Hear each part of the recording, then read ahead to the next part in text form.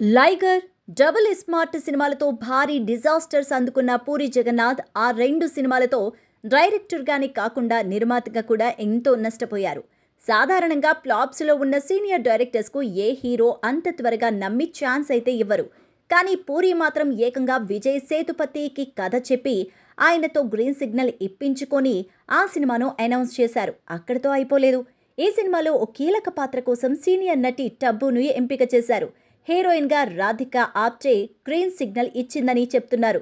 వీటన్నిటిని బట్టి చూస్తుంటే పూరి ఈసారి సంథింగ్ స్పెషల్గా ట్రై చేస్తున్నారనే అనిపిస్తోంది.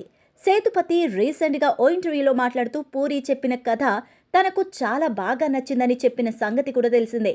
అయితే కథ, స్క్రిప్ట్ విషయంలో పూరి రూట్ మార్చినప్పటికీ వేగం విషయంలో మాత్రం పాత ఫామ్లనే ఫాలో అవుతున్నట్టు తెలుస్తోంది. వీలైనంత త్వరగా షూటింగ్ను పూర్తి చేసేలాగా పూరి షెడ్యూల్స్ను ప్లాన్ చేసుకుంటున్నట్ట. ఈ నేపథ్యంలోనే మ్యూజిక్ డైరెక్టర్గా ఎవరిని తీసుకోవాలనే ఆలోచనలో ఉన్నారట పూరి. ఈసారి కొత్తగా సంతోష్ నారాయణన్, జీవి ప్రకాష్తో సినిమా చేయాలని చూస్తున్నారట. ఈ సినిమాకు బెగ్గర్ అనే టైటిల్ పరిశీలనలో ఉన్నట్టు తెలుస్తోంది.